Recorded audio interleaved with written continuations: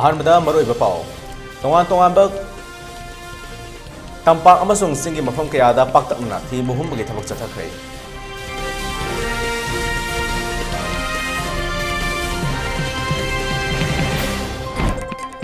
ꯇꯣꯉꯥꯟ-ꯇꯣꯉꯥꯟꯕ ꯈꯣꯜꯂꯥꯎ ꯀꯌꯥꯒ ꯂꯣꯏꯅꯅ ꯉꯔꯥꯡ ꯇꯝꯄꯥꯛꯀꯤ ꯃꯐꯝ ꯀꯌꯥꯗ ꯄꯥꯛꯇꯛꯅꯅ ꯃꯩꯔꯥꯒꯤ ꯔꯦꯂꯤ ꯆꯠꯇꯨꯅ ꯍ꯭ꯌꯨꯃꯦꯟ ꯆꯦꯟ ꯁꯦꯝꯗꯨꯅ ꯄ꯭ꯔꯣꯇꯦꯁ ꯇꯧꯈ꯭ꯔꯦ꯫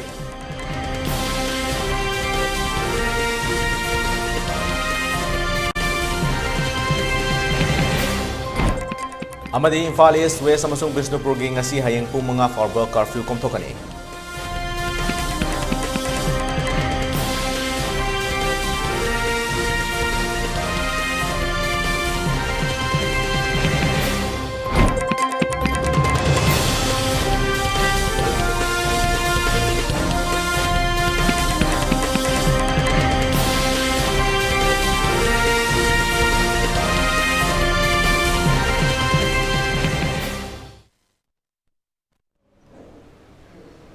ꯈꯨꯔꯨꯝꯖꯔꯤ ELITETV ꯃꯅꯤꯄꯨꯔꯤ ꯄꯥꯎ ꯃꯤꯠꯌꯦꯡ ꯇꯥꯕꯤꯔꯤꯕ ꯄꯨꯔꯤ ꯔꯤꯁꯤꯀꯦꯁ ꯅꯥꯎꯔꯦꯝꯅ ꯇꯔꯥꯝ ꯇꯧꯖꯔꯤ꯫ ꯃꯤꯌꯥꯝꯗ ꯃꯄꯨꯡ ꯑꯣꯏꯕ ꯏꯄꯥꯎ ꯄꯤꯗ꯭ꯔꯤꯉꯩꯒꯤ ꯃꯥꯡꯑꯣꯏꯅꯅ COVID-19ꯒ ꯃꯔꯤ ꯂꯩꯅꯅ ꯂꯩꯉꯥꯛꯅ ꯄꯤꯔꯤꯕ SOPꯁꯤꯡ ꯉꯥꯛꯅ ꯆꯠꯄꯤꯅꯕ ꯈꯪꯍꯟꯖꯔꯤ꯫ ꯃꯤꯌꯥꯝꯅ ꯃꯇꯝ ꯄꯨꯝꯕꯗ ꯃꯥꯛꯁ ꯎꯞꯄꯤꯕ, ꯈꯨꯠ ꯁꯥ ꯁꯦꯡꯅ ꯍꯥꯝꯗꯣꯛꯄꯤꯕ ꯑꯃꯗꯤ ꯃꯤ ꯑꯃꯒ ꯑꯃꯒꯒꯤ ꯃꯔꯛꯇ ꯐꯤꯠ 6 ꯂꯥꯞꯅ ꯂꯩꯕꯤꯅꯕ ꯈꯪꯍꯟꯖꯔꯤ꯫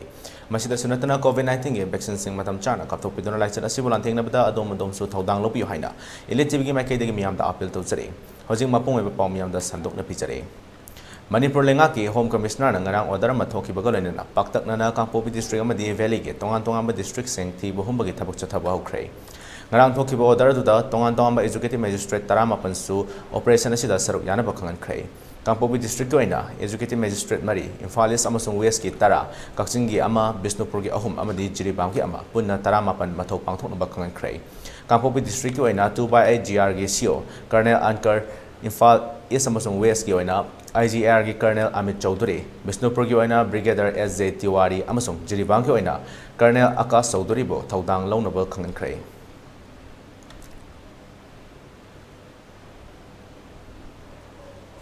ꯆꯩꯔꯛ ꯑꯁꯤꯗ ꯀꯃꯤꯁꯅꯔ ꯍꯣꯝꯅ ꯊꯣꯛꯈꯤꯕ ꯑꯣꯔꯗꯔ ꯑꯃꯒꯤ ꯃꯇꯨꯡ ꯏꯟꯅ ꯉꯁꯤ ꯀꯥꯡꯄꯣꯛꯄꯤ ꯗꯤꯁꯇ꯭ꯔꯤꯛꯀꯤ ꯈꯣꯀꯦꯟ ꯚꯤꯂꯦꯖ ꯑꯃꯗꯤ ꯏꯝꯐꯥꯜ ꯋꯦꯁ ꯗꯤꯁꯇ꯭ꯔꯤꯛꯀꯤ ꯃꯅꯨꯡ ꯆꯟꯅ ꯂꯩꯕ ꯁꯉꯥꯏꯊꯦꯜ ꯑꯦꯔꯤꯌꯥꯗ ꯀꯝꯕꯥꯏꯟ ꯐꯣꯔꯁꯅ ꯊꯤꯕ ꯍꯨꯝꯕꯒꯤ ꯊꯕꯛ ꯆꯠꯊꯕ ꯍꯧꯈ꯭ꯔꯦ꯫ ꯃꯅꯤꯄꯨꯔ ꯄꯨꯂꯤꯁ, ꯑꯁꯥꯝ ꯔꯥꯏꯐꯜꯁ, CRPFꯀꯤ ꯀꯝꯕꯥꯏꯟ ꯐꯣꯔꯁꯅ ꯊꯤꯕ ꯍꯨꯝꯕꯒꯤ ꯊꯕꯛ ꯆꯠꯊꯈꯤ꯫ ꯏꯝꯐꯥꯜ ꯋꯦꯁꯀꯤ ꯃꯅꯨꯡ ꯆꯟꯅ ꯂꯩꯕ ꯁꯉꯥꯏꯊꯦꯜ ꯑꯦꯔꯤꯌꯥꯗ ꯆꯠꯊꯈꯤꯕ ꯑꯣꯄꯔꯦꯁꯟ ꯑꯗꯨꯗ ꯃꯤꯐꯥ ꯃꯤꯄꯨꯟꯒꯤ ꯄꯥꯎ ꯂꯩꯈꯤꯗꯦ꯫ ꯂꯣꯏꯅꯅ ꯈꯨꯠꯁꯨ ꯈꯨꯠꯂꯥꯏꯁꯨ ꯐꯥꯒꯠꯄ ꯉꯝꯈꯤꯗꯦ꯫ ꯑꯃꯔꯣꯝꯗ ꯈꯣꯀꯦꯟ ꯚꯤꯂꯦꯖꯇꯁꯨ ꯊꯤꯕ ꯍꯨꯝꯕꯒꯤ ꯊꯕꯛ ꯆꯠꯊꯈꯤ꯫ ꯃꯐꯝ ꯑꯗꯨꯗꯁꯨ ꯃꯤꯐꯥ ꯃꯤꯄꯨꯟꯒꯤ ꯄꯥꯎ ꯂꯩꯈꯤꯗꯦ꯫ ꯂꯣꯏꯅꯅ ꯈꯨꯠꯁꯨ ꯈꯨꯠꯂꯥꯏ ꯐꯥꯒꯠꯄꯁꯨ ꯂꯩꯈꯤꯗꯦ꯫ ꯆꯠꯊꯈꯤꯕ ꯑꯣꯄꯔꯦꯁꯟ ꯑꯗꯨ ꯈꯨꯜ ꯑꯅꯤꯒꯤ ꯃꯥꯏꯀꯩꯗꯒꯤ ꯊꯥꯒꯠꯄ ꯑꯃꯗꯤ ꯁꯧꯒꯠꯄ ꯂꯣꯏꯅꯅ ꯃꯅꯤꯄꯨꯔꯗ ꯏꯪ-ꯇꯞꯄ ꯁꯥꯟꯇꯤ ꯄꯨꯔꯛꯅꯕ ꯍꯣꯠꯅꯃꯤꯟꯅꯁꯤ ꯍꯥꯏꯈꯤ꯫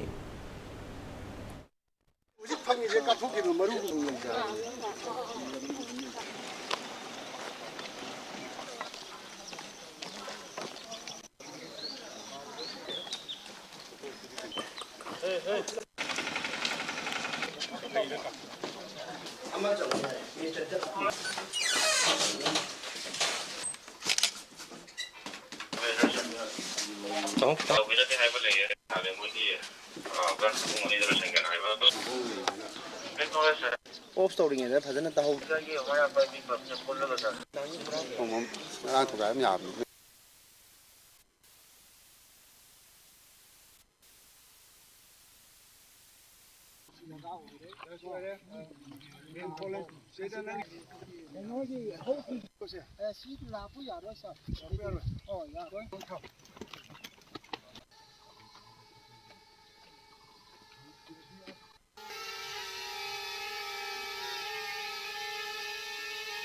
ꯂꯣꯏꯅꯃꯛ ꯈꯨꯗꯣꯡ ꯆꯥꯗꯕ ꯍꯥꯏꯕ ꯇꯥꯔꯦ ꯍꯥꯏꯕꯗꯤ ꯆꯠꯊꯣꯛ ꯆꯠꯁꯤꯟ ꯌꯥꯗ꯭ꯔꯕꯅꯤꯅ ꯆꯥꯕ ꯊꯛꯄꯒꯤꯁꯨ ꯈꯨꯗꯣꯡ ꯆꯥꯗ꯭ꯔꯦ ꯑꯅꯥ ꯑꯌꯦꯛ ꯂꯩꯔꯁꯨ ꯈꯨꯗꯣꯡ ꯆꯥꯗ꯭ꯔꯦ ꯑꯉꯥꯡꯁꯤꯡꯒꯤ ꯑꯦꯖꯨꯀꯦꯁꯟꯗꯁꯨ ꯄꯨꯔꯥ ꯐ꯭ꯂꯣꯞ ꯇꯥꯔꯦ ꯑꯗꯨꯅ ꯑꯇꯩ ꯃꯌꯥꯝ ꯂꯩꯔꯕꯁꯨ ꯈ꯭ꯋꯥꯏꯗꯒꯤ ꯃꯔꯨ ꯑꯣꯏꯅ ꯑꯗꯨꯅꯤ ꯁꯦꯡꯅꯗꯤ ꯑꯗꯨꯗꯀꯣ ꯑꯩꯈꯣꯏ ꯁꯤꯗꯩꯗꯤ ꯍꯧꯖꯤꯛ ꯐꯥꯎꯒꯤ ꯑꯣꯏꯅꯗꯤ ꯁꯤꯒꯤ ꯑꯩꯈꯣꯏꯒꯤ ꯈꯣꯀꯦꯟ ꯍꯥꯏꯀꯣ ꯈꯣꯀꯦꯟꯁꯤꯗꯗꯤ ꯑꯦꯅꯤ ꯑꯩꯈꯣꯏꯒꯤ ꯑꯅꯤꯃꯛꯀꯤ ꯁꯥꯏꯠꯇ ꯑꯩꯈꯣꯏ ꯈꯨꯊꯣꯛꯅ ꯈꯣꯠꯅꯕ ꯀꯩꯝꯇ ꯌꯥꯝ ꯁꯥꯟꯇꯤ ꯑꯣꯏꯅ ꯂꯩ ꯍꯥꯏꯕ ꯇꯥꯔꯦꯀꯣ ꯁꯥꯟꯇꯤ ꯑꯗꯨꯝ ꯑꯣꯏꯔꯤꯅ ꯈꯜꯂꯤ ꯑꯣꯏꯁꯨ ꯑꯣꯏꯕ ꯃꯥꯜꯂꯦꯀꯣ ꯍꯥꯏꯗꯤ ꯌꯥꯝ ꯑꯟꯗꯔꯁꯇꯦꯟꯗꯤꯡ ꯑꯣꯏꯅ ꯂꯩꯅꯔꯤ ꯑꯗꯨꯗ ꯁꯤꯗꯩꯁꯤꯗ ꯑꯩꯈꯣꯏꯒꯤ ꯁꯥꯟꯇꯤ ꯑꯣꯏꯅ ꯂꯩꯇꯕ ꯃꯐꯝ ꯈꯔꯗ ꯍꯥꯏꯇꯥꯔꯦ ꯑꯦꯅꯤ ꯃꯩꯇꯩ ꯇꯥꯕ ꯈꯨꯜ ꯑꯩꯈꯣꯏꯒꯤ ꯇꯥꯕ ꯈꯨꯜ ꯂꯩꯅꯕꯁꯤꯡꯗꯗꯤ ꯁꯤꯒꯤ ꯁꯥꯟꯇꯤ ꯂꯩꯕꯁꯦ ꯑꯩꯈꯣꯏ ꯁꯤꯗ ꯈꯨꯛꯀꯦꯟꯗ ꯑꯩꯈꯣꯏ ꯁꯨꯃꯥꯏꯅ ꯁꯥꯟꯇꯤ ꯂꯩꯔꯤ ꯑꯩꯈꯣꯏ ꯁꯨꯃꯥꯏꯅ ꯇꯧꯔꯒ ꯀꯣꯑꯣꯔꯗꯤꯅꯦꯁꯟ ꯌꯥꯝ ꯐꯅ ꯂꯩꯔꯤ ꯑꯗꯨꯃꯥꯏꯅ ꯇꯧꯗꯨꯅ ꯃꯌꯥꯝ ꯁꯨꯃꯥꯏꯅ ꯀꯣꯑꯣꯔꯗꯤꯅꯦꯁꯟ ꯀꯃꯥꯏꯅ ꯇꯧꯅ ꯐꯅ ꯂꯩꯒꯗꯒꯦ ꯍꯥꯏꯕꯗꯣ ꯑꯗꯨꯒꯤ ꯁꯖꯦꯁꯟꯒꯨꯝꯕ ꯍꯥꯏꯇꯥꯔꯦꯀꯣ ꯀꯩꯀꯩ ꯄꯤꯕ ꯌꯥꯒꯦ ꯍꯥꯏꯕꯤꯌꯨꯅꯦ ꯃꯁꯤꯅ ꯑꯩꯈꯣꯏ ꯂꯩꯔꯤꯕ ꯂꯣꯀꯦꯜꯁꯤꯡꯒꯤ ꯈꯨꯠꯇꯁꯨ ꯌꯥꯝꯅ ꯊꯧꯗꯥꯡ ꯂꯩꯕ꯭ꯔꯥ ꯍꯥꯏꯅ ꯈꯜꯂꯦ ꯍꯥꯏꯕꯗꯤ ꯂꯣꯀꯦꯜ ꯕꯣꯠ ꯁꯥꯏꯠ ꯑꯩꯈꯣꯏ ꯕꯣꯠ ꯁꯥꯏꯠꯀꯤ ꯑꯩꯈꯣꯏꯒꯤ ꯆꯤꯡꯒꯤꯗꯁꯨ ꯂꯣꯀꯦꯜꯒꯤ ꯆꯤꯡꯒꯤ ꯂꯣꯀꯦꯜ ꯃꯤꯁꯤꯡ ꯑꯗꯨꯒ ꯇꯝꯒꯤꯗꯁꯨ ꯀꯣ ꯑꯩꯈꯣꯏ ꯂꯩꯃꯤꯟꯅꯔꯤꯕꯁꯤꯡꯁꯤꯅ ꯑꯟꯗꯔꯁꯇꯦꯟꯗꯤꯡ ꯌꯥꯝ ꯆꯦꯟꯅ ꯑꯩꯈꯣꯏꯗꯤ ꯁꯦꯡꯅ ꯏꯄꯨ ꯏꯄꯥ ꯍꯥꯛꯇꯛꯇꯒꯤ ꯂꯩꯃꯤꯟꯅꯕꯅꯤꯅ ꯑꯗꯨꯃꯛ ꯌꯥꯝꯅ ꯆꯦꯠꯄ ꯔꯤꯂꯦꯁꯟꯁꯤꯞꯇꯤ ꯂꯩꯌꯦꯕ ꯑꯗꯨꯅ ꯑꯇꯣꯞꯄ ꯑꯃ ꯂꯥꯛꯂꯒ ꯏꯟꯁꯤꯜꯂꯒ ꯇꯧꯕ ꯊꯕꯛ ꯅꯠꯇ꯭ꯔꯗꯤ ꯑꯃ ꯑꯟꯗꯔꯁꯇꯦꯟꯗꯤꯡ ꯑꯗꯨꯒꯨꯝꯕ ꯂꯩꯕꯒꯤ ꯁꯦꯡꯅꯗꯤ ꯍꯧꯖꯤꯛ ꯐꯥꯎꯁꯤ ꯑꯩꯈꯣꯏ ꯇꯦꯛꯇ ꯀꯥꯏꯗꯅ ꯑꯃꯁꯨ ꯂꯩꯕ ꯉꯝꯕꯅꯤ ꯍꯥꯏꯅ ꯈꯜꯂꯦ ꯁꯔꯀꯥꯔꯒꯤ ꯑꯣꯔꯗꯔꯒꯤ ꯃꯇꯨꯡ ꯏꯟꯅ ꯆꯠꯊꯔꯛꯄ ꯀꯣꯝꯕꯤꯡ ꯑꯣꯄꯔꯦꯁꯟ ꯑꯁꯤꯗ ꯑꯩꯈꯣꯏ ꯃꯤꯂꯤꯇꯔꯤ ꯄꯦꯔꯥꯃꯤꯂꯤꯇꯔꯤ ꯑꯃꯗꯤ ꯈꯨꯡꯒꯪꯒꯤ ꯃꯤꯑꯣꯏꯁꯤꯡ ꯑꯃꯗꯤ ꯁ꯭ꯇꯦꯠ ꯐꯣꯔꯁꯀ ꯌꯥꯝꯅ ꯏꯔꯥꯡ ꯊꯣꯛꯇꯕꯤꯗ ꯏꯪꯅ ꯆꯤꯛꯅ ꯍꯥꯏꯔꯤꯕ ꯀꯣꯝꯕꯤꯡ ꯑꯣꯄꯔꯦꯁꯟ ꯑꯁꯤ ꯆꯠꯊꯔꯤ ꯈꯨꯟꯖꯥ ꯑꯃ ꯑꯣꯏꯅ ꯀꯩ ꯐꯣꯡꯗꯣꯛꯅꯤꯡꯉꯤ ꯃꯁꯤꯗꯩꯗ ꯑꯩ ꯏꯁꯥꯃꯛ ꯈꯨꯜ ꯑꯁꯤꯒꯤ ꯀ꯭ꯂꯕꯀꯤ ꯄ꯭ꯔꯁꯤꯗꯦꯟ ꯑꯃ ꯑꯣꯏꯅ ꯑꯗꯨꯝ ꯑꯩ ꯏꯁꯥꯃꯛ ꯐꯨꯜ ꯁꯄꯣꯔꯠ ꯇꯧꯖꯔꯤ ꯁꯔꯀꯥꯔꯒꯤ ꯊꯕꯛ ꯊꯧꯔꯝ ꯇꯧꯔꯛꯄ ꯑꯁꯤꯗ ꯁꯔꯀꯥꯔꯒꯤ ꯑꯣꯔꯗꯔꯒꯤ ꯃꯈꯥꯗ ꯇꯧꯔꯛꯄ ꯊꯕꯛ ꯊꯧꯔꯝꯁꯤꯗ ꯑꯩ ꯏꯁꯥꯃꯛ ꯋꯤꯂꯤꯡꯂꯤ ꯍꯥꯏꯔꯤꯕ ꯑꯣꯄꯔꯦꯁꯟ ꯑꯁꯤꯗ ꯏꯁꯥꯃꯛ ꯁꯄꯣꯔꯠ ꯇꯧꯔꯒ ꯀꯣꯝꯕꯤꯡ ꯑꯣꯄꯔꯦꯁꯟ ꯑꯁꯤ ꯃꯄꯨꯡ ꯐꯥꯅ ꯇꯧꯕꯤꯌꯨ ꯍꯥꯏꯗꯨꯅꯁꯨ ꯑꯩꯅꯁꯨ ꯑꯄꯤꯜ ꯇꯧꯖꯔꯤ ꯃꯅꯤꯄꯨꯔꯒꯤ ꯉꯝꯈꯩ ꯀꯥꯏꯕ ꯌꯥꯔꯣꯏ ꯃꯅꯤꯄꯨꯔꯗꯒꯤ ꯑꯁꯥꯝ ꯔꯥꯏꯐꯜꯁ ꯂꯧꯊꯣꯛꯎ ꯁꯨ ꯋꯤꯗ꯭ꯔꯣ ꯇꯧ ꯃꯅꯤꯄꯨꯔꯗ NRC ꯆꯠꯅꯍꯜꯂꯨ ꯍꯥꯏꯕ ꯈꯣꯜꯂꯥꯎ ꯀꯌꯥꯒ ꯂꯣꯏꯅꯅ ꯏꯝꯐꯥꯜ ꯚꯦꯂꯤꯒꯤ ꯃꯐꯝ ꯀꯌꯥꯗ ꯄꯥꯛꯇꯛꯅꯅ ꯃꯩꯔꯥꯒꯤ ꯂꯤꯂꯤ ꯆꯠꯇꯨꯅ ꯑꯃꯗꯤ ꯍ꯭ꯌꯨꯃꯦꯟ ꯆꯤꯟ ꯁꯦꯝꯗꯨꯅ ꯌꯥꯅꯤꯡꯗꯕ ꯐꯣꯡꯗꯣꯛꯈ꯭ꯔꯦ ꯌꯥꯝꯂꯕꯤ ꯅꯨꯄꯤ ꯏꯃꯥ ꯏꯕꯦꯟ ꯏꯆꯦ ꯏꯆꯜ ꯀꯌꯥꯁꯨ ꯁꯔꯨꯛ ꯌꯥꯗꯨꯅ ꯆꯠꯈꯤꯕ ꯔꯦꯂꯤ ꯑꯗꯨꯗ ꯇꯣꯉꯥꯟ ꯇꯣꯉꯥꯟꯕ ꯋꯥꯔꯣꯜ ꯏꯕ ꯄ꯭ꯂꯦ ꯀꯥꯔꯗ ꯀꯌꯥꯁꯨ ꯄꯥꯏꯈꯤ ꯂꯣꯏꯅꯅ ꯈꯣꯜꯂꯥꯎ ꯀꯌꯥꯁꯨ ꯂꯥꯎꯈꯤ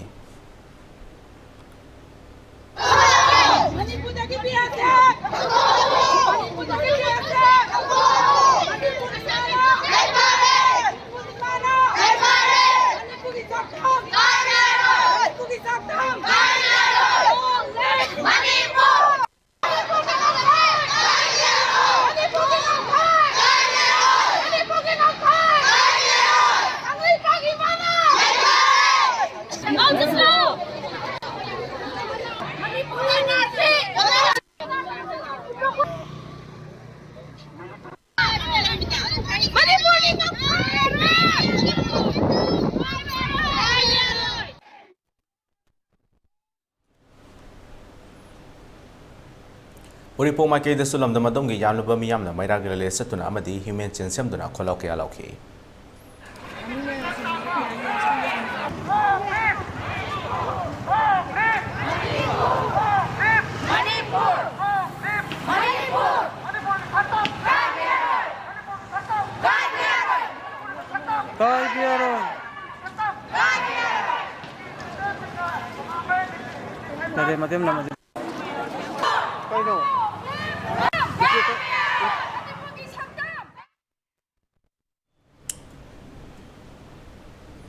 लमदम असिदा होजिक थोकलिबा इरांग असिगा मरि लेनना टेंसिट रोड अपुनबा मोइरांग सजित मनुंग इतम लंबी ताबा फावबगी मनुंग लैबा इमाई बेलसिंगना हौनरुबा तौदना खुत्ता मैरा पाइदुना ह्यूमन चेन सेमदुना खोंजंग चंगसंखि खोंजंग अदुदा सरु याखिबा प्रोटेस्टर्सिंगना फोंदोरपदा पुवारीदगी सगुनादुना लेरमलक्लबा तोंगान तोंगानबा फुरुपसिंगी इसा इसागी फुरुकि वाखल थादुनादुना मणिपुरगी अपुनबा सक्तम कायदनबा पुन्ना होटनामिनसि था अमा हेलक्लबा फावबदा इंगना लेंगाकना तुमिना लेसलिबसि मिचम मियामना मणिपुर की सक्तम कायदनबा पाइखटपा याबा खोंथांगसिंग पाइखटलगनी मरम अदुना पालिबा लेंगाक अमदी इंडिया लेंगाकना अतोबदा इरांग असि लोसनबा सिनबियो हाइखि लोइनना मणिपुर की सक्तम कायबा यारोय मणिपुर NRC अथुबदा चनहलो हाइबना चिंबा प्ले कार्ड सिंग पाइदुना खोलाव कयासु लाउखि अमदी खोंजंग अदुदा सरुक याखिबा protester सिंगना वफम कयासु फोंदोरखि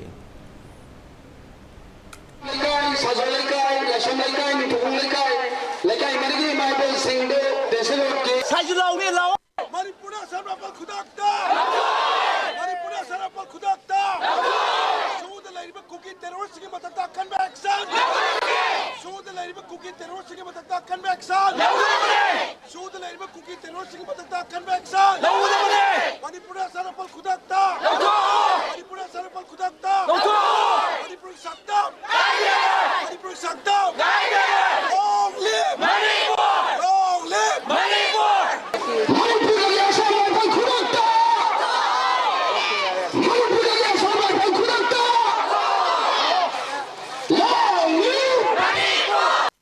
Hojik aina laijariba mafam asi Tinsit Road ki Kongpal thongdudani ngasi numit asida Manipur gi hajik thokliba irang asi labdam asigi hojik thokliba irang asigi matangda hongnaruba leitana ima ibel singna thoklatuna magi mafamda tholaktuna human chain semduna makuta maira paiduna hajik Manipur gi santi puraknanaba khongjang changsili hiramasigi matangda ima ibel singdagi hajik thokliba irang sigi matangda kari kari mot lai habagi matangda amutang taminasi achuk pilpa kuki pro amagi lan macha sida kari kita ma state government Manipur government ani maksina jamana ga thing be ya ba che mana ga thing dari che kari gi no ha ba aduna takpati bhasha kana lala cha hom bani moina thajalak ba ami jingju moina kuki mi chang na ba sinna ga tharak pani aduga akhoi ge Manipur government ge kangbu ji ju India government ge makok tung bali da ki ba ge moi huji wangang de kuki de tholak tana pham thado khra MLA ta thado khra akhoi gi lei ba jing de lan ma cha ji bok thing ba ngam da ni na atopa se ta gi airplane yang na bom to yang na lan dar pa tar ka di moi lei ba ko tho ga le nung de lot na lei ba ta bra adu man pu ba ja de ul loi na tu man ga ba ni adu na akhoi na huji ta ku ta de India ada perlu ba khoje panna na ba hana ba ta ba ni ima ipuna ngak piramba maitegi ngam ke ekoi kahen be aroi ikheng la tar ba so koi kide matam puna mukta hallamana ta paiduna thang paiduna ngamba Manipur ngam kai je koi ngasibo kahen dana bo khona jani ekoi na haijening mudi huji laibiri ba Manipur sarkar gi minister MLA mayam se kari tawbiri bana hojik pawada nungtegi micham mayam serog da thoiba sugunu da thoiba sengmai da thoiba phayeng da thoiba nomani ni ki kangdra mi haliba mi halama tungnamu thangna thintalama mangsam lentalama mayam che koi yengba ngamdre honorable minister laibiri ba mintri mayam na Amit Shah na harba commitment du su ne indre kari tawgoda bana koi khangdre Amit Shah gi hairamba request su Suna mawa lobidre nungtigi nungmai kaptuna leire akoina yengma matamda adugi mati uji kiba phim dalai maramaduna minister mayam da phamgi khanbiranu noi gi tungde koi chauna lepaga leijari yamna tawbiningba tawgada mayam do amuktang tawbiu action lokat piu praja mayam gi khalliba wakalon mokoi da chingna duna leiriba singse amuktang chingnan binu sahi lisengani gi puarina mangjang tharga lakiba semakkiba adumba jati ache ngachi manganaba honari base aikoi mayam sangnara aikoi kanba mathau tai masigi damakta lairiba manpod laiba tongamna phurup singa isa gi phurukki oiba wakhalondo thadokpiu loinana Manipur gi apunba integrity da thajaba thambiraga aikoi punna himinasi aikoi machen hanaraga masida tongjabase karino masida aikoi machen hanaraba injalibase kanano haibase aikoi punna khangminaba change Maramachina, Manipur iba puruk kuding bangna, puruki mingda, ranzi tauriba, ranzi wala singa, puruki mingda ranzi tawigano, upon Manipurgi, Sakwapa Manipurama, modern society of Manipurama, Porno Matanda, Adumba, Apaba, Sakwapa, Manjintaba, society ama Manipurama, or no Matanda, Adumba ranzi, the Tobio, a pickma wakalon the ranzi, Tobino Habice, Tabjaning. Manipur is like Shanti Hanjan Pami, cookie sing na tauribra. Adagi asam phulna tawriba miot mine mayam sagi ekhoi lapna leiba pami ekhoi shanti yam pami Manipur da cha iba maisi ekhoina yamna ikai khumna jariba honorable Prime Minister of India ngahan train accident thokpa matamda yam athuba matamda second manga gi manungda condolence pi ekhoi gi Manipur da hojik tha ma hena mai saksala abaje ekhoi hojik phauda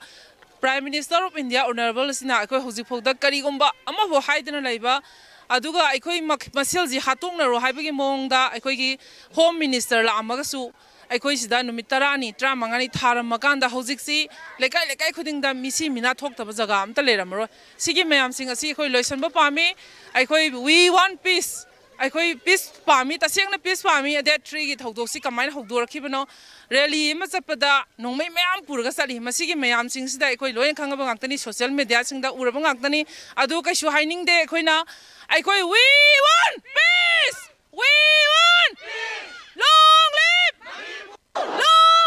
Manipur ki ngomkai Manipur ki ngomkai asam re phulting Manipur de Manipur ke sare phul Manipur de so Ima ibel singna tholaktuna Manipur gi saktam kai biaroi amadi mafam kayada macha masu sing lekhidaba kaya ama yaurok pasigi matangda ima ibel singna maira paiduna पेंदब वाफम कया फोंदरखी Hiram असिगी मतंगदा पालिबा लेंगाक असिना अथुब मतमदा इरांग असि लोइसिननब सिनबियो हाइना खोलाव कया सुलावरखी video journalist Henthoi बगलोने ना पाउदम जेरी बेसना हेमम elite news Tinsid road May home the Gauduna Landamasida cookie militants sing now Mate Frop sing you by Yum Gai May Taba Madi Chinga Dynamo from Singa Labor, Mate Simple. Yen Kangan Bagate Habok Satuduna Laki. Masida Natana, Lenga, Loy Party by Emily Yum Fauba, Akaya to 1K. Masi Fau the Central Madi State Government Anina to Minale Saliba Asigi Mayokta, Coco Migi Yang Makada. Around the Masigi Tampakim from Sing the Sinbatuna Human Sen Sembage. Lorena Maida. Relay Sakre. Masigi Manu Chana in Far West District, May Alami Line the Labor, Samro, Wangway Amadi, May in Falgi upon Mamiangi in a relay Sake. Maduda Sultana do Labor, Cookie Militant, Handukadabri, Manipur NRC Sanahalo, Manipuri upon Mugisakam Kaibia or Heba Kolau Kasulaki.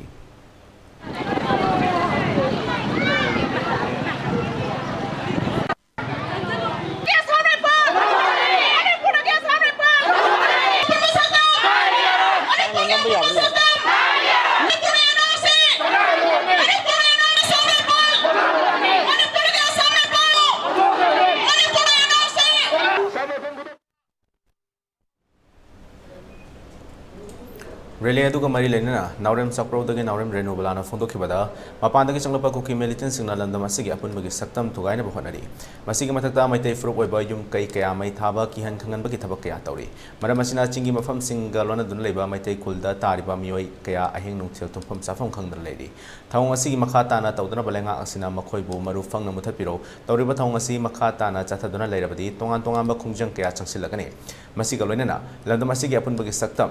Kaihan Danaba, Tambada, Hotnariba, Matamna, Tawaina Ponta, Pikrabasingi, Makoy Tawaina, English Jigna Labor, or Rasanohaina, Yafa Pausa Pirake.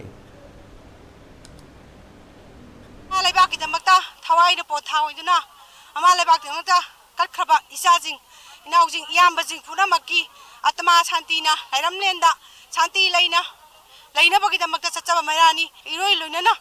Awaki, Nasi Cookie, Miltian Singzina, Pankai Latana, Kakba Latana. Mihami Pumsutoli Base, a Tomatamda, cooking militancing, Tok Pico, Aduga, Mani Su Hyba India, Romana Matamiba, Exe, Massimas Automatama of Biu, and Arsis and Hambiu, Hyba Tabasinji, a queen of Pen, the Bacalazzi, Sarkani, Tobia Tagadi, Hena Makataba, Akanba Kongan and Sanaganina Mayamna, Lemna Cravani. Hoji Hujbak Satari Irangase, a Tubamatanda, Sarkana, Cadron Tobiu. Tausu tauri asigi matakta su hena awaba taba henjalaktinga imaraksida ajuki matik akhoi mayam ji ware waba haibabu saba tumba khangdre akhoi lamida sorokte le ada sigi ada satna khoi ne leirubo ngamdrabasu isa sing aduna honariba awaba mayam adu akhoi da makhoi gi damakta khoi leidi haina I masen isa ne khanna akhoi nga I seling asi bangda adu sarkar gi maikai te gi ding asi phawbada su kanana su akhoi bo karino haibadu khangbidana kari gi damakta hauraiba I hawna haibase khangbidana Bagum Tawi, Yaw the Badiate, Yawi Sarkai, Emile Kodimak, Loinamag Yawi Yawzarasu, I could give Prazan Makuni, Yawi Kuido, a pin oide, Adana Atoba Matamda, so a sail of Tokyo, Manipur, a samurai for Tokyo, Atoba Matamda, Waroisin Pusandunas.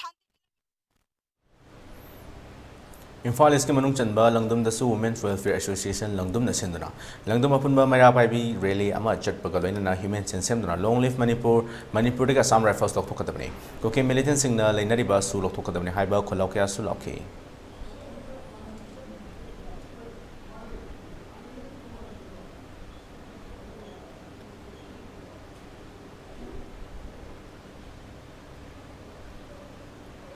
Haurang Lukiram di Maklang Imai Ben Kianasu, Kolokia Lauduna, Mairaki Relay Saki.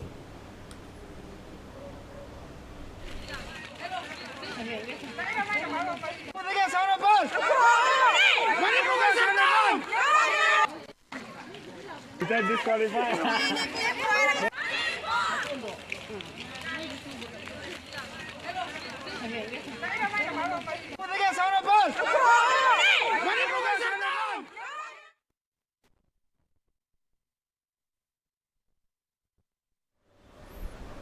Kangabok the Sulam the Madongi Imai Ben Kiana Maira Relay Saki. Relay to the Tongan Bawar the play card Kiasu season ake, Conchana to the Kolokia Sulaki.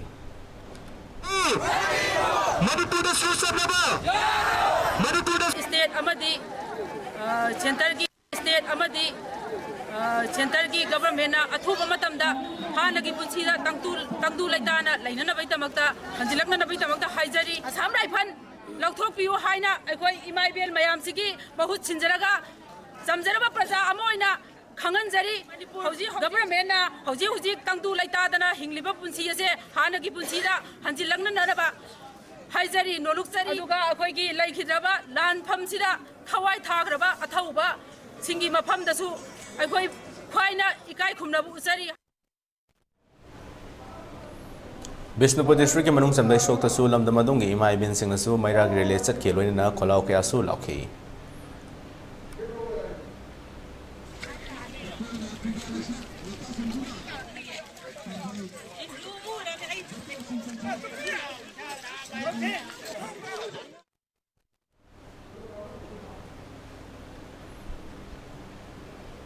Pawgi मरक्तन अतेंबा break अमता पुन्ना लोमिनसे Babina Diagnostics Manipurda ihan hanba oina ingsok lising amaga chamapal marifuhumdoida linkhatki masina awang nongpok bharata yamna pak chawna miyoi bagi ana layeng da darkar lakpa makhal kaya gi changyeng sing pangthoi mayamdugi marakta amatang pallabada radiological investigation su mai pakna pangthokli wana honajaba miyoi bagi sebani khanna angamba thakta laibak thiraba ana ayek nanglaba kayagi mateng pangjaba si sakhang biduna awang nongpokta ihan hanba oina NABL gi accreditation pibirakhi miyam gi pothafam ngainafam testofam report lawfam gi awaba du kokhanduna changfam hangfam pothafam gari parking cafeteria yauna marang kaina leizaraba unit ama oina miyam gi seba tawjari Unit asida thamjariba matamgi darkar oirakpa equipment singdi 1.5 Tesla MRI, 128 slice CT scanner, mammography, DEXA scanner, digital X-ray, luinana, hematology, clinical chemistry, amadi, clinical pathology, immunology, microbiology, molecular biology, amasung immunohistochemistry studies ki masing yamlaba automated analyzers. The legendary brand Vespa was born in 1946. The Vespa has a unique design with a V-shaped grille to complement its sleek cast. The Piaggio emblem at the front gives you the pride of ownership, innovative appearance. The design was inspired by the wasp, hence the name Vespa.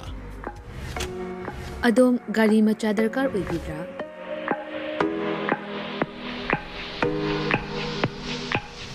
Supnagi minute kuntragi manungda document ichang changdana Vespa amadi Aprilia gi apamba model sing supna dagi lupa lising tara khaktang puthok piduna loan oina lawba yabagi khudong chaba pizare Akupa marol kidamak contact tawbirau 9089895330 amadi 9615823252 Tulasi Motors Private Limited Thangmaiban amadi Sangai Pro Kudong Chaba si Mangan Bigano Masimag contact tawbirau terms and conditions apply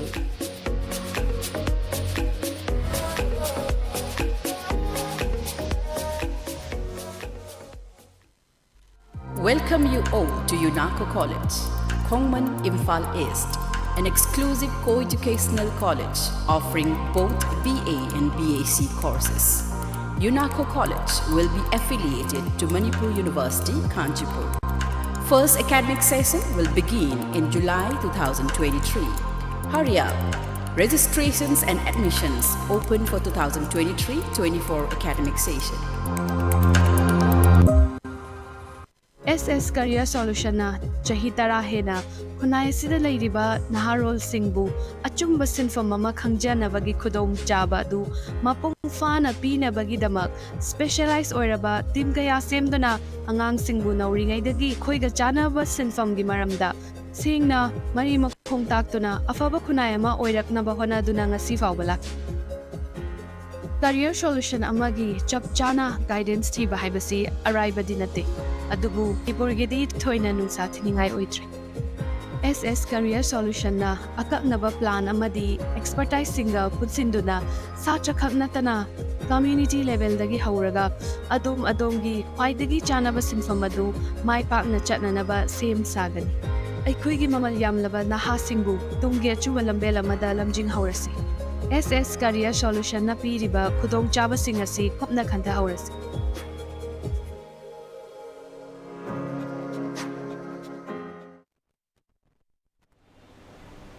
Breaking matungda taram nokchare. Imphal East West amasung Bishnupur District ki oina ngasi ayu pung 5 dagi horoga numidang waram pung 5 fauba curfew komthoke. Imphal West amasung East ki oina khwairamban Kaithel fambi ima ibel singna numit humni sintha lepgi khongjang changsin kiba Kaithel kanakide. Dukan sing thonglona ki adumakpo Bishenpur ki oina di Kaithel kanake dukan thong hangnake loinana curfew komtholinga manungda miyamna chana thaknaba attai nomgi changdaba yadraba potlam sing laina ki haire. Kaithel fambi ima singna numit humni sintha lepgi khongfam adu handokre haina ngarang Major Khulda laiba Manipur Press Club ta paumi sing unaba mada phongdokre paumi sing unaba du ta khwairama nupi Kaithel ge sinfam amadi saktam kanba lukki President Ketrimem Santi Mari Suba khwairaman Kaithel lukki Vice President Wahengbam Luwang Laima amadi atai Kaithel fambi nupi singsu saru yakhe Mari Suba khwairaman ima Kaithel lukki Vice President Wahengbam Luwang Laimana phongdorakpada Kaithel famlibi ima mayamna sintha lepgi khongfam adu handokliba maramdi hojik tholiba irang asida kuki militant singidi afaba khulai paiduna maitai parjada lan torokle aduba maitai parja singidi masang atok chanaba pariba khulai singdi matik chade maitai parja singda afaba khulai leibada mateng pangnang bedamak hayengdage Kaithel famba hawragane fanglakpa paisa aduna afaba khulai leibada mateng pangane haina maha taki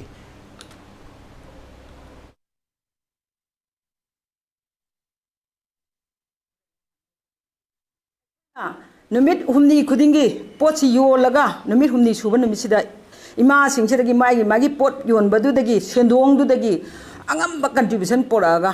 sendong duna ekhoi leiriba kwaidagi awaba lepak awana taraba lekai punamak khun punamak tamai thadok pihraba yum khuding thadok ki mayam dugi mateng pangnanabagi damakta ekhoi miyamda ekhoi dukan thinjalaga leibasina ekhoi maramda pangbagi khudong chabdu dukan thinjale kaithen thingagadi ekhoi gi chai sing nu narom domni noi thopa chagera hingera tawjaro haidana thadokkhibagi adugumba kano amada leikhre aduna ekhoi na khanjai jinga simak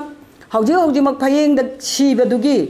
pot chai leiba ekhoi gi duk tha dagi kirki aduga loina na khoi gi kambi leiba laiba dagi moi myam na thingen gramni flex namna budu namham leita dana khoi na chala kanda mo haudoga hangtola kanda flex tu pura kanda lauraga chatki ado ekhoi na myam sida piru na na ba mi mana chu itaw na chu oiba amana chu ani oiba ya maduna pot si leige haidana lakpa matam da kaithen ji thingagadi chengpa makta tawrasu hawai makta oirasu cheng maru mo oiraga chu hinjang ama hawai kana to myam che khoi na leina na ba leitragadi ekhoi khuntak lan sibasida myam na khando je moi kuntak lan sire adoi tadi PR la ani haiba wakhalon si PR thamgadabani haiba wakhalon da tobiba mayam ama su lei madu loin tokthoga haujikti ekhoi ingna chingna ekhoi gi lamdam sigi chai chu chingji kannanabgi namta ekhoi na loba yaba thogdang si karino na ekhoi na thibada kaithen phambi ekhoi na thijabada ekhoi kaithen leptana phamaga makhoi da contribution khara khoi angamba thogdang yaba haiba che madugi da makta ne aduna mayam na wakhan tanadaba singju tokpiraga ngasi dagi di kanagumba awana tabasingna lekai du da lerga su pau haibiro ekhoi kaithen gi mayamna ima singna chalaga maduda mateng pangba ngamjaba kai pangjage adudagi karigumba kano tawdragadi kaithen thambi singna kadbiraga dukan singna hangbiraga kunai chigi awana mayam sida mateng pangbada saruk yabado ekhoi busung amanbiu ekhoi punna yaminasi haibaduda hayengdagi mayam punamak kaithen karga dukan thingbagi wakhalon kaithen thingbagi wakhalon je thadok minar Amaramda Ketrimem Santina Fondorokibada, Kaithel famlibi mayam asigi marakta khatnaraga leibagi sarok. Numit chupa ama lepa leitana Manipur gi apunba saktam kaibiya rohaina lan thinariba maitai parjagi manakta chatuna. Maikhogi mateng pangsilwenana asi ana kaya leptana thokliba asigi mateng pangrose haina mahakna makhatana haki. जो कोई सिते then सी थिंजलगा लेबा तारगदी मोइदा कोइना मतेंग पांगनि हारगा सो ए कदाय दगी लोरगा पांगदोनो अदुना मरमोर कांदा कैथेन जे हांगदोपा हाइबदुगी वाखलदा कोइ जे तौजबनी हौजी असु यामना लुरबा तंजासदा अखोइ जाति मसेन अखोइ मक्तदा ओनजलगा खनदोइस करि मरंगिनो Bassein N हांगनिसिना करि मरंगि अखोइ खनदोइनो अतोपा जाति अमगा अखोइ खनरे हौजी फरेबा इमाइबेन मैम जिंगे हौजी लान याम पामे अदि अखोइ से हौजी कथोपा पामे हादि चंगसेबा अखोइना कैथेन द बन तौदोक सरपुदी मफमदुदा अखोइ चाक थोंबो यावसेबा थिंगत सेबा मैम दु अखोइ चिंका सेबा टिम खाइदोकना सेबा अदुगुम पोतुदा चंगहलगी फैयैबा अदु सुकना नतना कैथेन बन दौरगा अखोइ अदु तौदोइने हाइबस अखोइदा कानाबो पोरक्तोइसे अदु करि मरमनु चिने नंगिजना वारे खोले लेबाक सिदा सिना मैम अमा यावरे अखोइ लोइनमक तौरे हाइबसे खंग अदुबु सिगी लंबी से नतब अतोप लंबी में अखोई हुजी होंग ताबने मसाना सिरैब मैम लेप नते इंडिया गवर्नमेंट की चाउरब लांग अमत अखोई हुजी तोरग लेबने हाइबसे म्याम खंगदबनेबा मसी सही कया सही कुंट्रा मुकी ममांगदगी इंडिया गवर्नमेंट चलाइदना रूल सेमदना थंग्रबा मोइबु ट्रेनिंग पीरिबा नोगी बीडीएफ हाइब्रा अदु सिजिनदना चंगैबसे अखोई खंगबम नुपी ओरसो अखोई मसी खंगदबने Manipur kaiba haibasi India kaibani Manipur ngam kai kaiba roi Manipur da su satna ba roi administration ni lebe roi long live Manipur haiba kholau kya lauduna masing yawnaba miyamna maira paiduna tidim lambi da khongjang jangsin khrei Bishnupur district ke kainau da kainau apunba maira bai bilupna ngaikhong khunau yumnam khunau yauna lamdam adongi miyam ngaikhong khunau dage yumnam khunau fawba human chen semduna khongjang jangsin ke kainau apunba maira bai bilup ki secretary khangibam chanu leimatom phongdorak kibada Bharat Sarkarna Manipur kainanaba sinba matamda Bharat hana kaigani khangbiyo imai ben ofising thauna Manipurna kankibani apunbagi saktam mache tanaba hona bigano aikhoi athubda mahaushagi punsida hanjinba pami haina su makhataki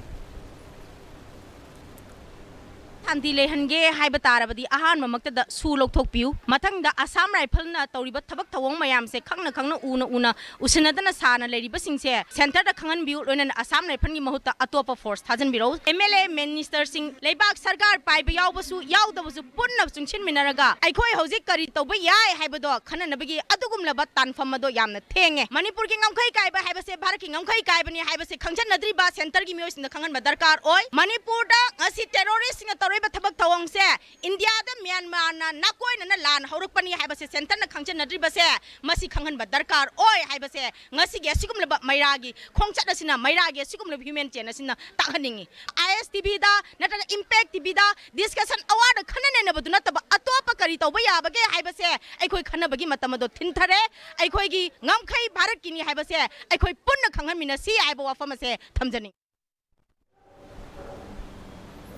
Nambol Kendra ke manung dalai ba lemo perform da so lamdam adungge mahiroi sing yauna mioi cha ke ana nungchagi matamda wakat mi fam laba matong numidang athema fawba khutta maira paiduna lemo perform khungi akoi bada laiba khongchat ama chalaba matong laisal ground da kholok ya lakrei lemo perform khunfam apunba maira pai bi lup na sinduna pangthoki ba maira khongchat adu da saru yakhibi lekai gi nupi amana phongdorok pada India government amadi Manipur lenga ki thong ase yaning de tha ma hena ko kila loba singna micham miyam hatpa madi mayum makai mai thadok piduna lefam leitana lerliba asi fawda tumini yengdor leibasi pen dabagi thawne pang dabagi thawne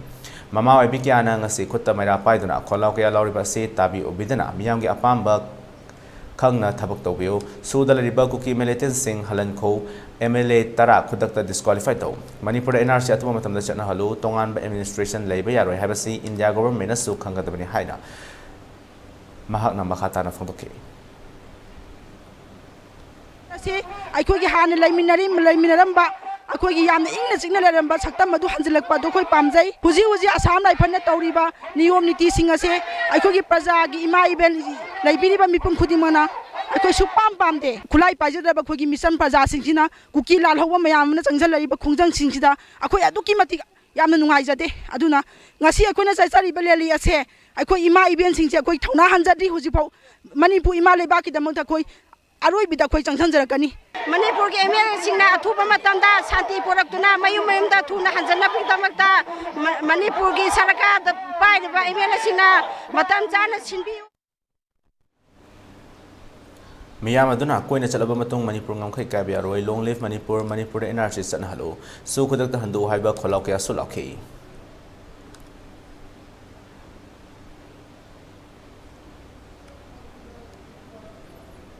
Nambol Kendra ke manung dalai ba kabo waksing da su lamdam adongki ahal orabi nupi kya yauna numidang athema fawba human chen semdana kholaw kya laukrei Manipur kai ba habasi India kai ba manai khanggadabani kabo waksingi mai benamadi nisaban mera pai bi kya na human chen semdana Manipur ngamkhai kai bi aroi Manipur NRC san halo su dalai ba ko kira loba sing masa masa kem ta halan ko Manipur administration ni leibe aroi ko ki MLA tara khodak ta disqualify tawgadabani haiba kholaw kya su lauki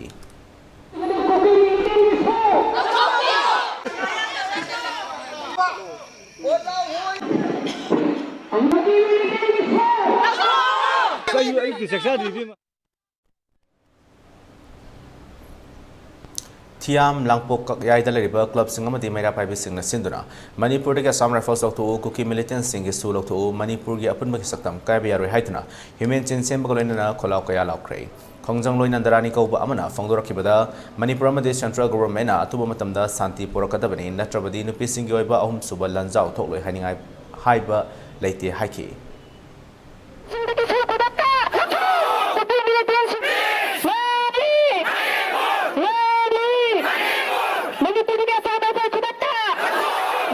Manipur gi saktam kai yaroi loinana cookie militant singda piri basuasi kudakta laukthokadabani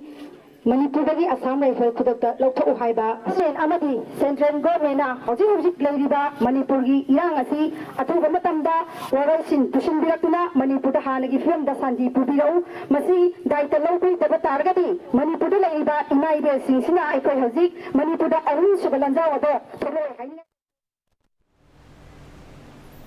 Tambul Kendra Manung Channel Labor Waheng Commander Youth Organization Club, United Youth Club, Pakang Mama Saigon Youth Welfare Association Amadi Apun Mamira Pai Loop, Waheng Commander, Puna Kusam Naraga, Sendunangarang Midang Masing Yalva Imai Belsina Kutta Maira Pairaga. He mentioned Semduna Manipur Santi Hanjanalu, Perzamiam, Ware Haba Koloke Alaki. Kongjanga da Saruyakiba Nupi Amana Fongoropada, Manipur Lariba Cookie Singisu Asia Tubumatam de Lotopiu, Makoina Toriba terrorist Tongasi, India Lengana, Exxon Locopiu, Manipur Assam Rifles na Toriba Tongasi Yaning Day. Assam Rifles Lotopiro, Perza Singham Nawari, Yumkai Mate Hadopigrabasing, Asibo, India Lengana Garigi Duna Laribano, Cookie Militant Singna Mate Sing that Satariba Tongasi Yaning Day, Masida India Lengana Akan be Exxon Locopio Haki. Udagi Assam rifle lauthok piu Manipur gi apun ba saktam kai ba yaroi Manipur NRC chana han biu cookie gi su lauthok piu haiduna matung da su nupi singi lan hauroi hai ningai leite masi haurakani aduna India government amadi Manipur government anina yanaba thuna pusan birau haiduna media gi thong da khangan Bisnupur Bajadasu, Lumlangdong, Upon Manupilo, Amadi, Upon Manupilo, Bisnupur Nasindra, Manipur Kai Kabia Rehana, Human Chin Semdana, Kolokia Laukray. Saruk Yakiba, ANUL Bisnupur President El Permona, Fondorapada, Cookie Sing Namate Singbo, Kashulatana, Kong Yagi of Fuldona Kanba, Yum Make at Haduna, Lanto Manganba, no Manomagi, Missy Mina, Tohan Bayaning Day. Masida Assam Rifles na Cookie Singi Michang Chang Bayaning Day, Santi Puroknaba, Lan Nemhan Biro. Lengakna Santi Purakani Haina, Jinda Lao Topiro, Taba Oina Utpiro. Aso Yamna Mika Miracle Taraga Lengakna to Mina Latopa Yaning Day, Cookie Sing Makogi designated camps in the Lehen Biro, Manipur Gingham Kai, Kabia Haki.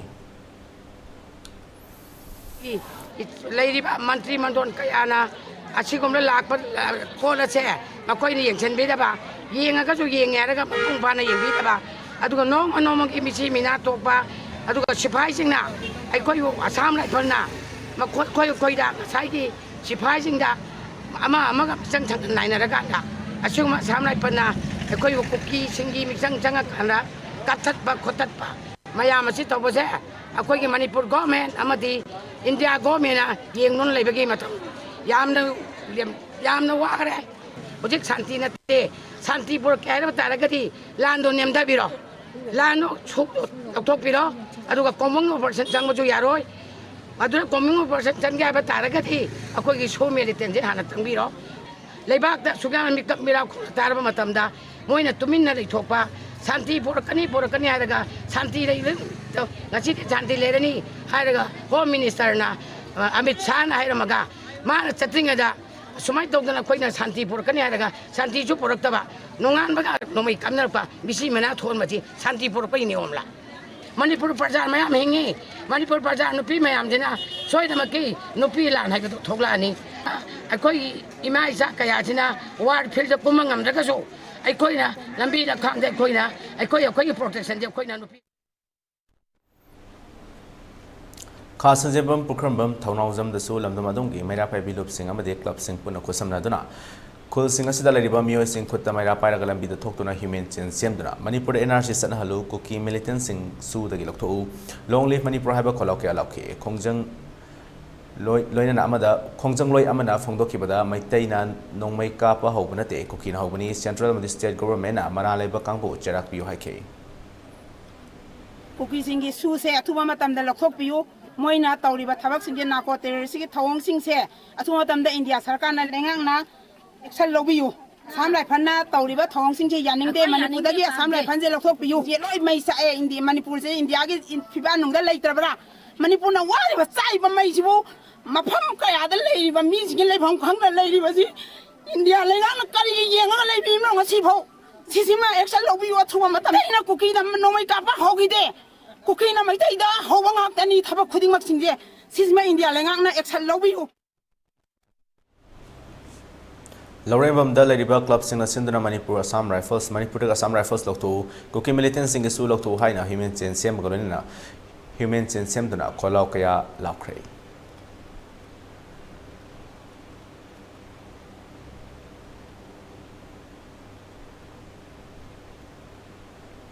Kokomi gi mijeng makada Thobal district ke tonga tonga mafum kaya da Kokomi gi mijeng makada maira release chat pagolina human chen sem duna kholau kaya laukre Tangjeng Kiam Sifai Babu Bazaar Hauka Okram Thobal Wangmataba Thobal Bazaar Thobal Achouba Ningombam Ning Nongkhong Khetri Lekai Mela Ground Athokpam Amadi Khangabuk na chingba Thobal gi akoibada leriba yamlaba maira paibi ima ibel singna National Highway 102 ge Paring Tengjing dage hauraga Athokpam Khangabuk fawbada highway da tholotuna himen chin semki Manipur ga Assam Rifles loktu kuki militant singi thawong yaning de long live Kangleipa NRC athubu matamda chatna halu haina kholo kaya lauki Hoidrom Lekai Progressive Youth Club Amadi Maira Paibilup Thambal Nu Memorial Development Club Yaripok Vishnu Naha Amadi Maira Paibilup Wangkhem Maira Paibilup Yaripok Shifai Lekai na Sintuna Maira Khongja Satki Loinana Kholo Kaya Sulauki Tungda Yaripok Bajada Punsintuna Human Chen Semduna Manipur gi Saktam Kai Biaroi Haiban Chingba Kholo Kaya Sulauki Maira Paibi gi Chingba Mana Phongdorakpada Manipur gi Assam Rifles loktu kuki militant sing Fazillo NRC Sana Handuna Mitop Khangdu Manipur Santi Lehensi Haiba Wafum Kaya Phongdoki People's Action Committee Khangabok Maira Paibi Lup Khangabok Amadi Hayel Bul Maitai Pangal Maira Paibi Lup na Sinduna Khangaboki National Highway Paringda Maira Paiduna Khongjing Changsinki Maira Paibi Amana Phongdorakpada Manipur ge Punbagi Saktam Kai Biaroi separate administration Leibe Yaroi Assam Rifles withdraw to Manipur Kannabagi Imai Ben Singh Sem Sadun Leire Chingkhong Chingya Nakna Leriba Aikoi gi Praja Yamna Wan Leriba Matam Asita Karamna Aikoi Tumina Leithokpa Yagani Michang Naiva Assam Rifles loktu NRC San Halo Kuki militant singi thong yaning de haiba wafam kaya sing phongdorke Laisang Them Apun Balop Laisang Them na su ngarang numidang Thobal Laisang Them Bazar da ke Kelai Makong Fawba Maira release pagolina human chen semduna kholo kaya laki Amarom da Kunthangna Leriba Thobal Khekman da su Khekman Apun Manu Pilup na akoibada Leriba club sing volunteer sing kusam natuna ngarang numidang MI road ta tholoktuna human chen semagolina kholo kaya laki Lilong Nungai gi Maira Paibilup na su senduna Manipur gi Saktam Kai Biaroi Aikoi Santi Pami NRC Satna Halu Haina Maira gi Khongset Chatki Center ki government na athuba matamda hana ki punsida tangdu laitana lainana bai tamakta hanjilakna na bai tamakta haijari Assam Rifle lokthok piu haina aikoi imai bel mayam sigi bahut chinjaraga jamjaraba praja amoina khanganjari hauji government na hauji tangdu laita dana hingliba punsi ase hana ki punsida hanjilakna naraba haijari noluksari aduga akoi ki laikhidraba lan phamsida thawai thagraba athauba singi mafam dasu aikoi khwaina ikai khumnabu Sanam Satrukta Sulam Domandong Yaluba Miyamna Maira Release K Consider to that Tongan Ba Kholokia Suloke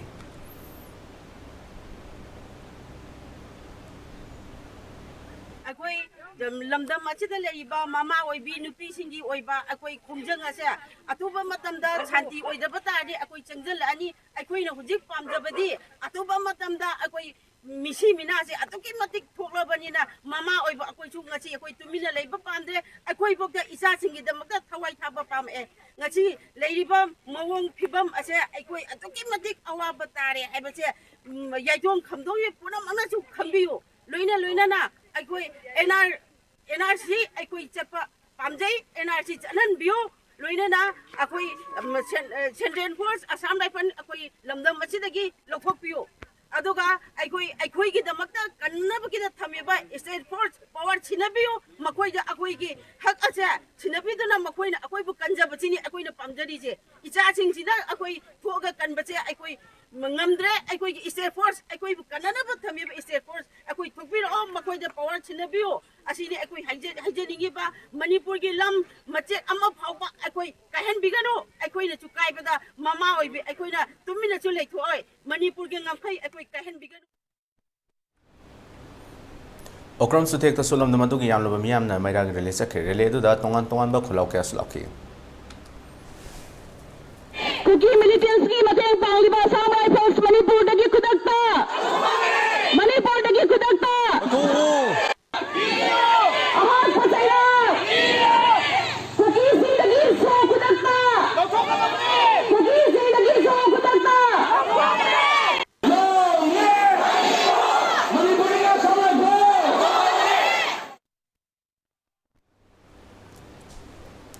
Kanglub ani gi marak ta tholi birang asida BDF su saruk yari haiki. Wafam asing asi Major Kudalaiba Manipur Press Club ta All Manipur BDF Welfare Association gi advisor Devan Lasham na phongdoki bani. Mak na makata raduna hauji tholi birang asida BDF su saruk yari. Manipur government na BDF ta su afaba khulai sinabiyo aduga numit karani gi manungda irang asilo sangi haiki. Ibang ako'y punsan laga ako'y Manipur do si chamo to iba irang haitare si jaktan ako'y punna ako'y si sanaminaraga hana soina giba adagi soi giba nuai laga ba pen da mayam leraga su hojikti punsan laga ako'y Manipur ima si kai da lagu gidamta ako'y atopa ako'y gi laibadi habidi ako'y militant kabuna atopa homeland ta na ba dimana mo tor pasidati ako'y BDF singse ako'y khang laibu ngamtreba Imai be mayam kap piba lawi ko khongi ba adai dai hom lai tabagi adai ton sabang khang dabagi sil lai de ko sida akoi BDF sing je husi akoi ju ya ba thamoi de sok ba hai kare ko so ga akoi kham ngam tre ba aduna akoi state government na akoi BDF sing akoi Manipur da lai ba BDF sing tara ga yang khai sida afa makhan ki khulai bi ro eni akoi police de amma ya bi lai ba sigi thodang akoi chamma na nominari Siga ako'y kasama na ako'y da bibi kang gaba na kaga ako'y da sumamayan sa facility ako'y da bibam thopa ako'y state yun na bibiro aduga ako'y sakma na ako'y Manipurima di laibak si thugay na kalaga sansa laibak patwa militant kanguse ako'y BDF na loing thangay na raga ako'y adum karani gidung ako'y losin na ko lagi hari siwa ay society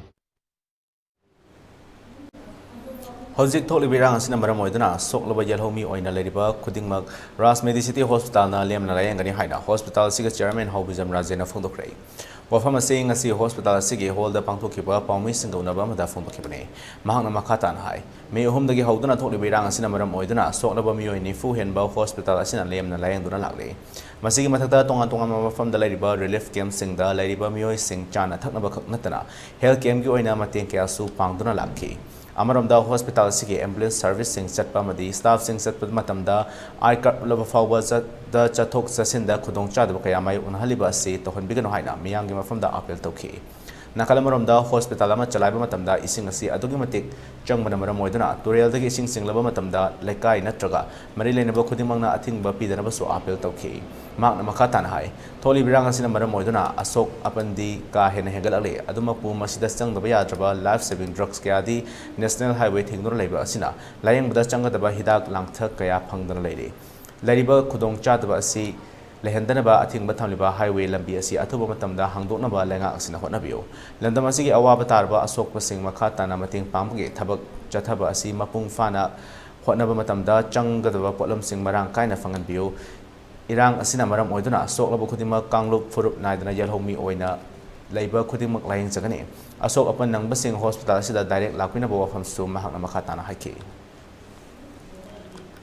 ingbuda total changba nataba consumable sing do lawnaba honaba phangnaba honaba pot oina phangdraga su akoina line je khari amna legadaba male akoina thibusina hena hegadaba male mandi hana degi contact leibani aduna madu da changba paisa sing do angam ngamba mateng Pangbiragati Masiama Papa Port Amoigani, Away the Sukudong Chadabal Roy, Aduga, Away Lady Passend the Su, Mipaiba, Langtanaba, assume my post later, I have a possible Tamjage, Aduna Mampuna, Social Organization Section Kudimataki, Lona Pronlinda, Topirega, assume bus situation, control Tonaba, Singam Sung Tamja, Kanabai Matam Oidre, Ojik Pace Talk Toraga, platform the Laga, Saraga. Kanabu kamai toraga pendam am the pongdok naraga negotiate toraga santi oiba punsi amada laaga hojik se Manipur se 10 years back ko chakra bani development से चाही तरा back चक्रमने चाही तरा हंगने येंबुद लेरंबा situation दो अदुदो कोई लाखरबनी क्या कुइना सी situation दे लेदो कोई हाइबा ngamde हे no कुइसलगदी हे नेना बैकवर्ड ओइबगी पोसम कोई ला Housing Manipur चनरिब रूल से प्रेसिडेंट रूल का मानरे हाइना सिटीजन्स फॉर जस्टिस की चेयरमैन खाइदेम मनी फोंदोखरे वफम से हौजिक लमदमसिद ओइबा इरांग असि मतंगदा ngasi मेजर खुदा लेबा मणिपुर प्रेस क्लब ता पांगथोखिबा पाउमी सिंगोनबा मदा फोंदोखिबने पाउमी सिंगोनबा द ऑर्गेनाइजेशन असिगे वाइस चेयरपर्सन याउना मेंबर क्या सुसरु याखे मनीना मखाताना हाय हौजिक लमदमसिद थोलिबा इरांग असि मणिपुर थुगाइबा पांबा खुलाई पाइबा सिंगना चथरप थौनी हाइबा मियामना खंगनरबो वफमने मसिदा सेंट्रल मदि स्टेट गवर्नमेंट ना तुमिना लेसले लमदम की लेंगा की ओइबा पावर पुनम लौथोक्तुना सिक्योरिटी एडवाइजर कुलदीप सिंह मथौ करम लोगी मथक्ता सिनरिबनो तौरिबा थौंग असिना लमदम असिदा होजिक चनरिबा रूल असि प्रेसिडेंट रूल नि हाइबदा हाइमन बथोक्लोय तौरिबा थौंग सिंग असिदा लेंगाक लोय सिंगना मखा ताना तुमिना लेसलबदी कोर्टना तौबा ngami हाइबा मथौ ताय हाइबा वफम फोंदोके लोइनना लेबा असि ngak सेंगने हाइना लेबा बीजेपी नसु मखोयगी मकोक थोंबा सिंगदा सुस अनदुना लेबा असि लौथोकपिरो मखोइना मिचम मियामदा खुद थादुना तौरोइदबा थौंग कया तौदुना लेरे हाइबसि खंगनबा मतम ओइरे मसिगे मथक्ता लेरिबा सीएसओ अमदि मैरा पाइबी मियाम अमत ओइना पुनसिनदुना अपुनबगी सक्तम काहंदना थमनबो हनबगी मतम ओइरे हाइखि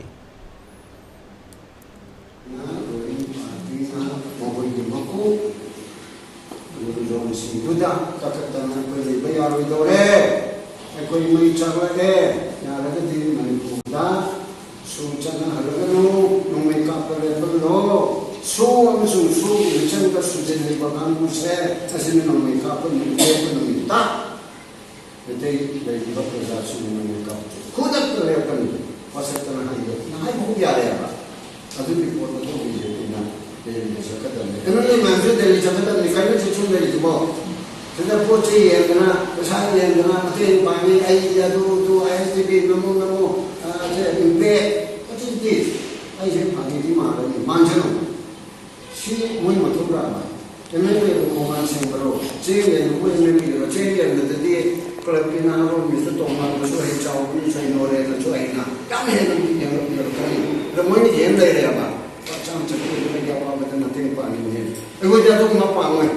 Aku yang ayam dah pangai ni. Lepas sekai biar dia cerita pangai ni. Oh tercakap ni. Aku miam mantap berlanjut ni.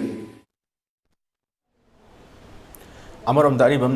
नौती नर्सरीना फोंदोखिबदा हौजि थोलिब इरांग असि करिदगे थोलखिबनो इरांग असि मखा ताना थोक्तनबा अथुबा मतमदे असेंबलीगी मिफम पांगथोपगी मतम ओइरे मिफम अदुदा नाकनानि मकी ओइना चेनबा याबो वफम सिंग पुखतनदुना खनबा मथौ ताई मणिपुरदा लेरिबा असम राइफल्स के असि सु लौथोकदबनी हाइबा असेंबली मिफम अदुदा पुथोकदबनी थोलिब इरांग असिदा शांति फंगले हाइदुना लावबना कानरोय मदु थबक ओइना उतकदबनी हाइना महकना मखा ताना हाइखि Assam Rifles should be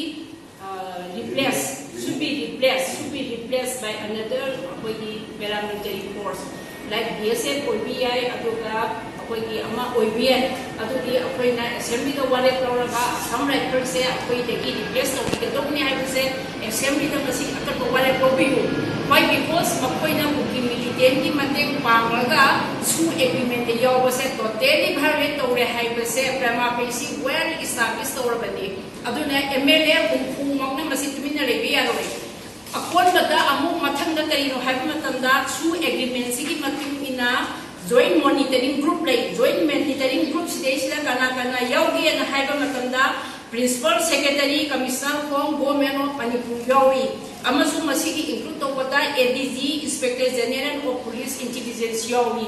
adu waragadi su da leiba kedar se kayano makoi grassroots rule thugai tabra haibasi makoina central government da makoina karamba report thambage haibase akoina public domain da table to view masi akoi demand ni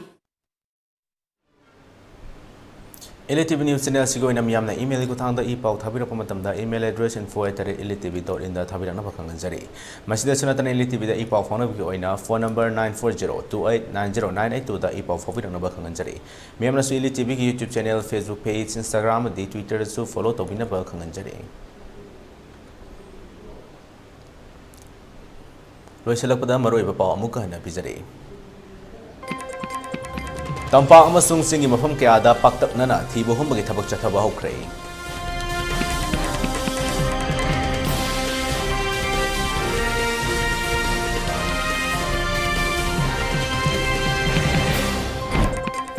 Tongan-tongan ba kholaw kaya galon na ngarang tampak ki mafam kaya da paktak na mairagi relate sa tuna human sensem na protest daw kray.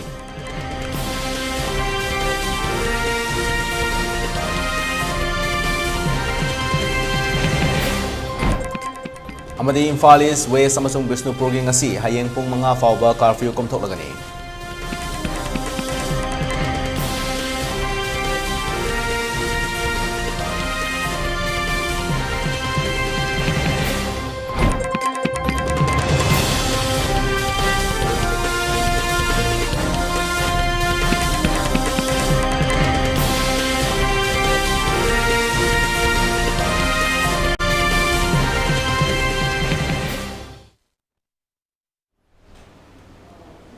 Matang asda ELITETV ni santok coba nung telpung ani ki Manipuri Paulo sinjare mi jeng tabiri punampu amuk ka hanna kurum jari.